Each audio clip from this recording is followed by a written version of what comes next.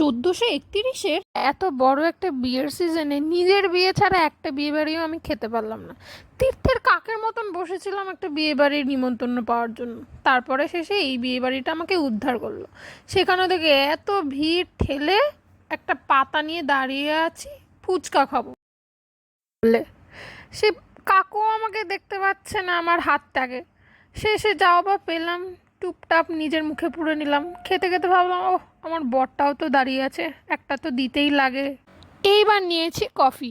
আমার এই একটা কাপ কফি ঠান্ডা হতে হতে আমার বরের 2 কাপ কফি খাওয়া হয়ে গেল।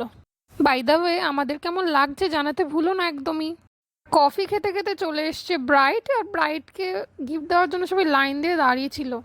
আর এইটা কিন্তু কোনো মেলা না, এটা হচ্ছে বিয়েবাড়ির চিকেন পকোড়া খাওয়ার ভিড়। এই ভিড় ঠেলে আমিও এক সাহসী যোদ্ধার মতো নিয়ে এসেছিলাম কয়েকটা চিকেন পকোড়া, যেটা কিন্তু টেস্ট অসাধারণ ছিল, দারুণ ছিল।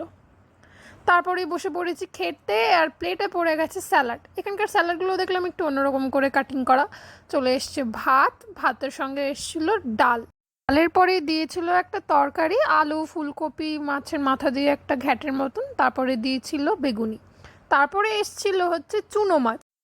বিয়ে বাড়িতে আমি প্রথম এরকম একটা মাছ খাচ্ছি, কিন্তু মাছের টেস্টটা বেশ দারুণ ছিল। রান্না করেছিল হচ্ছে বেগুন আর পেঁয়াজ কলি দিয়ে। তারপর চলে এসেছিলো হচ্ছে কাতলা মাছ, এই মাছটাও বেশ টেস্ট হয়েছিল। তারপরে ছিল ফ্রাইড রাইস আর মাটন কষা। তারপর একে একে চলে আসলো দই, মিষ্টি আর চাটনি, মাঝখান থেকে পাঁপড়টা মিস গেছে। চলে এসছে এবার পানের কাউন্টারে, পান বানিয়ে আমাকে দিয়ে দিল।